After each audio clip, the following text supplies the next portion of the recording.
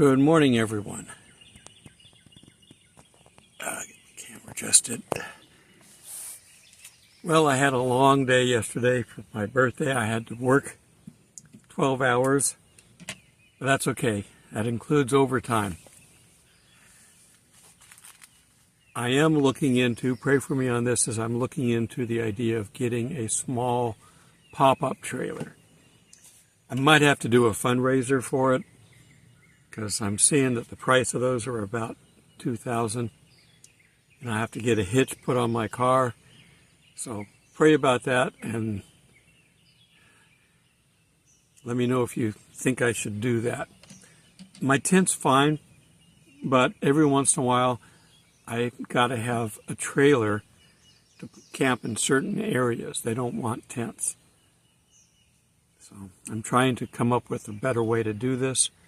I can't afford an RV. Those are too expensive. I was looking at those, and you can buy them on time for like, $1,000 a month. Well, that's rent basically, and then you got to pay to put it someplace, which can be another $1,000 a month. I don't make that much. So anyhow, let me know what you think, if I should do a fundraiser for it. I love where I'm at. My tent that's here is okay, but I could stay longer if I had a trailer. Okay, so we're looking at the seals right now. We're looking at what's coming. These are things that we shouldn't see, but we need to warn people about. And we're trying to get a tie-in to see how this all fits together. We can kind of see and I'm using the term tribulation only because that's what everybody else uses. The 70th week would be a better time. It's the time that's coming once the Antichrist gets here, who's the first horse rider. But these things don't have to happen right off the bat. They can happen once we get into it. The horse rider, of course, would be the Antichrist up front. But then after that, we should have, quote, a promise of peace. 3.5 years probably of, quote, peace, because they'd have to have the temple, be doing sacrifices, and then the Antichrist defiles the temple. And that tells the Jews, oops, this is not the real Christ or the real Messiah. Christ or Messiah means Savior. One's Greek, one's Hebrew. Because they're looking for him to come the first time. They don't think he was already here. They know about Jesus, and they think he was just a good guy, but not the Son of God. So they're watching for him. So the Muslims are watching for Christ, and they're going to see him. So let's take a look. We're going to turn into Revelation 6:9, and then we're going to try to tie this back to what Jesus said in Matthew and kind of see where this all fits together. Again, the seals encompass the whole range of time, and I'm going to have to do this in 2 parts, I think. We're going to do one part today, and then I'll record right after this the next part, which will cover my next day of work. I'd rather not work any more than I have to, because it's hard for me to do work and this program. Okay. Revelation 6:9, and when he opened the 5th seal, I saw underneath the altar the souls of them that had been slain for the word of God. Christians and Jews throughout history have been slain because of that. This is going to include everybody up to that point. For the testimony which they held. And they cried with a great voice, saying, How long, O Master, the holy and true, dost thou not judge and avenge our blood on them that dwell on the earth? You said, Vengeance is mine, saith the Lord. When are you going to carry it out? They're not being disrespectful. They're just asking a simple question. How much longer? We are all asking, how much longer? And there was given each of them a white robe, and it was said unto them that they should rest yet for a little time until their fellow servants also and their brethren who should be killed, even as they were, should have fulfilled their course. So there's still more to come. Martyrs. We're told about martyrs after the rapture, during the tribulation time frame. That would be the only way to get to heaven if you don't take the free ride. Verse 12, and I saw when he had opened the sixth seal, this should be very familiar, there was a great earthquake, and the sun became black as sackcloth of hair, and the whole moon became as blood. A lot of stuff in the air. Plumes of volcanic ash, whatever. And the stars of the heaven fell to the earth. Stars of the heaven could easily be asteroids, meteors, things that, they look like stars coming down. Going to fall to the earth as a fig tree casts her unripe figs when it's shaken by a great wind. And all the fruit falls down. They actually harvest some fruit that way. They bring a tree shaker in. It grabs a hold of the trunk of the tree and shakes it. Out comes, I've seen this thing work. It's really amazing. Out comes kind of an umbrella underneath to catch the nuts come out of the tree, and then they shake it and the nuts fall. Yep. Verse 14, and the heaven was removed as a scroll when it's rolled up, and every mountain and island were moved out of their places. This is big. Big time. And the kings of the earth, and the princes, and the chief captains, and the rich, and the strong, every bondman, every freeman, hid themselves in the caves in the rocks of the mountains. And they say to the mountains and to the rocks, fall on us, and hide us from the face of him that sitteth on the throne, and from the wrath of the Lamb. For the great day of their wrath has come. Who is able to stand it? Okay, this is the wrath that it talks about that we're not subject to, so we won't see this. When do we see wrath? Right after the abomination. That's called the Great Tribulation and the wrath of God, and the bowls are released. This stuff that we're seeing here ties in to what Matthew talked about. Again, it's towards the wrath of God, which is in the middle. And then the wrath carries on till it's ended. So turn with me now to Matthew 24:7. For nation will rise against nation, and kingdom against kingdom, and there will be famines and pestilence and earthquakes in various places. All these things are the beginning of sorrows. So when did this start? Any time in the last 2,000 years this could have started. And we're seeing it continue now. Then they will deliver you up to tribulation and kill you. This sounds like the martyrs during the tribulation. The word like that for tribulation is a lot of times why they assign the tribulation time frame to the 70th week of Daniel, because there will be tribulation. The only part that's specifically talked about is the second half, and that's the Great Tribulation. But people have gotten used to a tradition of calling the whole 7 years the Great Tribulation or the Tribulation. It doesn't matter what you call it. A rose by any other name would smell as sweet. Okay. Deliver you up to tribulation and kill you, and you will be hated by all nations for my name's sake. Now this is really talking to the Jews, but since we're adopted, we're part of that. And then many will be offended and will betray one another. God, you can't say hello to somebody without potentially offending somebody, and will hate one another. And then many false prophets will rise up and deceive many. We have a lot of churches out there with many people, and their followings are not true. And because lawlessness will abound, again, we're in this time right now, the love of many will grow cold. How much love do you see in the world today? He's describing our current time right now. But he who endures till the end shall be saved. So hang in there. We're not there yet. And this gospel of the kingdom will be preached in all the world as a witness to all the nations, and then the end will come. So we have to continue doing our part. We're not even going to finish because the angels are going to have to take part in all this, but we're not there yet. Therefore, when you see the abomination of desolation, spoken of by Daniel the prophet, standing in the holy place, whoever reads, let him understand. Well, the holy place is in the temple, so there has to be a temple. And we're told that he will stop the sacrifices. So there has to be a working temple. I would think they'd probably come up with the Ark of the Covenant to put in there.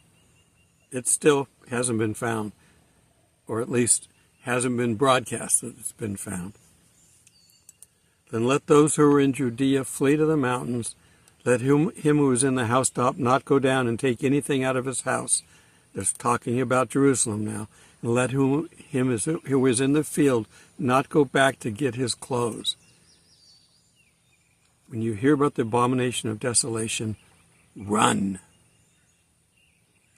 But woe to those who are pregnant. That would be hard to run if you're pregnant, but Mary rode on a donkey, so you can find transportation. And those who are nursing babies in those days. You got your hands full, and yet you've got to flee. And pray that your flight may not be in the winter. It gets cold in Israel, in the mountains. You can ski in the mountains of Hebron. And that it won't be on the Sabbath, because you're limited to how far you can travel on the Sabbath. I don't think God's vindictive and he's not going to do this, but he's letting people know how important this is, to line things up right and to be close to God. And then there will be a great tribulation. This is the only time that this time period has been given a designation, such as not seen since the beginning of the world until this time. It's never been seen before this bad. We've seen it bad, but it will never be this bad. Nor shall it ever be again. Because after all this is over, God's going to destroy everything and recreate the heaven and earth. And unless those days were shortened, no flesh would be saved. Mountains are going to be moved from their location. Giant earthquakes. It's going to kill many people.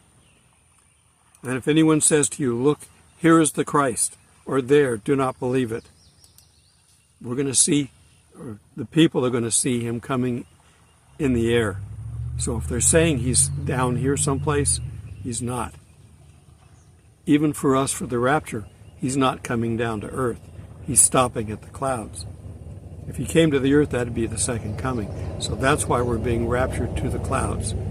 So prophecy always is followed to the letter. So many false prophets will rise and show great signs and wonders. This is Satan's time. So he's going to bring his people out, and they're going to do things. We saw when Moses challenged the Pharaoh, his magicians could duplicate some of the things that Moses was doing, like turning their staffs into snakes. Of course, Moses' snake ate their snakes. So God's magic, if you will, is more powerful than what we can come up with down here. But Satan's going to do all this stuff, and it's going to be impressive to the people that are here, especially those that don't know God. And they could even deceive, if possible, the elect. Jews and Christians could be deceived by these charlatans disguising as Christ. See, I told you beforehand, so we've been warned. Now, again, we won't be here, but the new Christians, the Christians that accept Christ during the tribulation, will be here to see this. Therefore, if they say to you, he's in the desert, do not go out. He's in the inner rooms, do not believe it. Again, we're seeing him in the air. For as lightning comes from the east and flashes to the west, so will the Son of Man be. So will the coming of the Son of Man be. You're going to see him. Where do we see lightning? Up in the heavens. For wherever the carcass is, there the eagles will be gathered together. We will see him coming with a great multitude. Us. Immediately after the tribulation of those days, the sun will be darkened, the moon will not give its light, and the stars will fall from heaven. Immediately after the tribulation. We just read in Revelation where that's going to happen.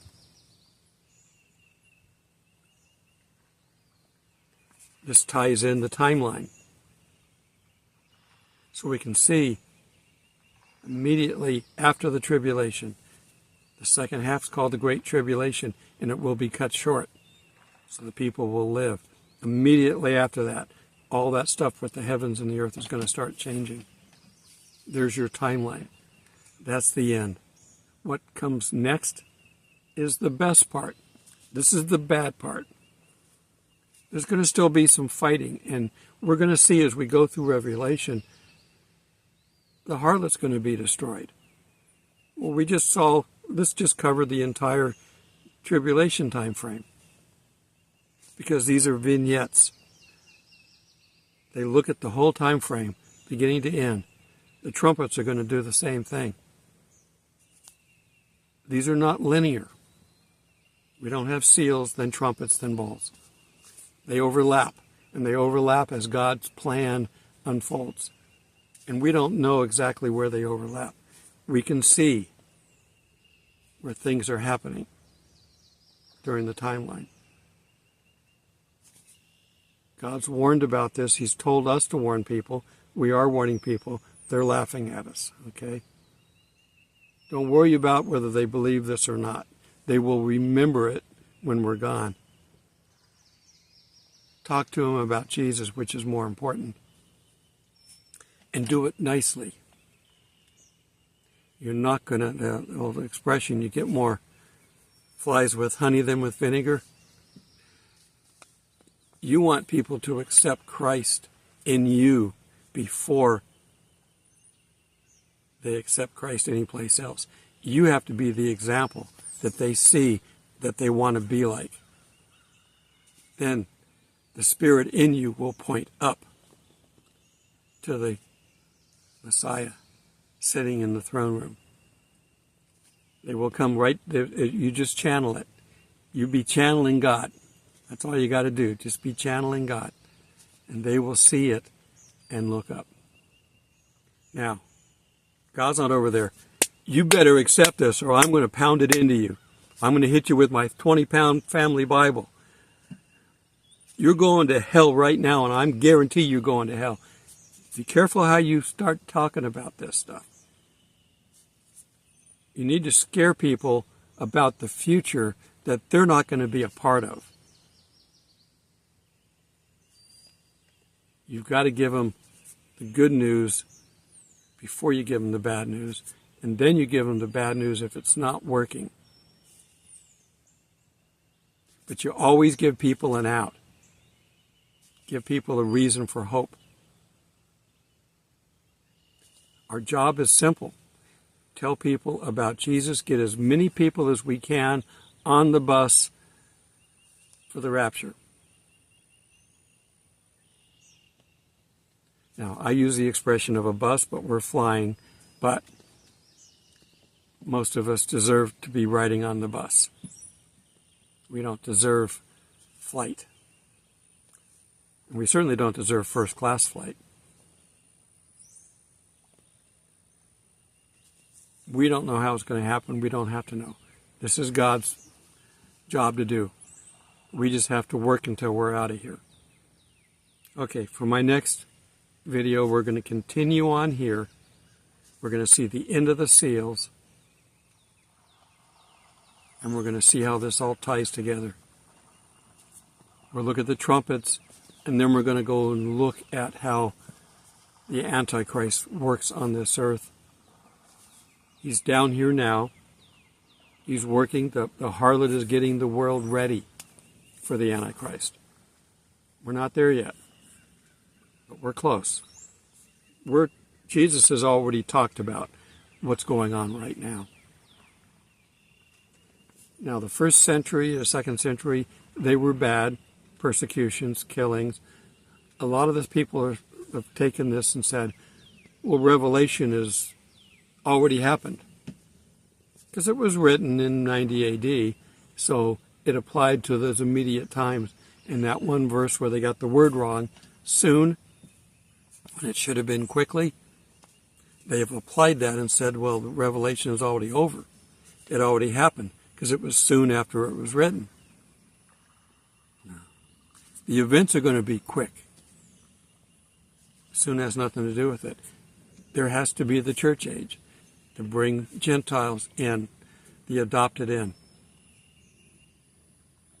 The 70th week was postponed until after the church age. Now, it's about ready to start up again. The Bible predominantly talks to Israel and to the chosen ones. During this time frame, we've been adopted into the chosen. We are not a replacement by any means, because he's still talking about what he's going to do for the chosen. All right. Till we meet in the clouds, God bless.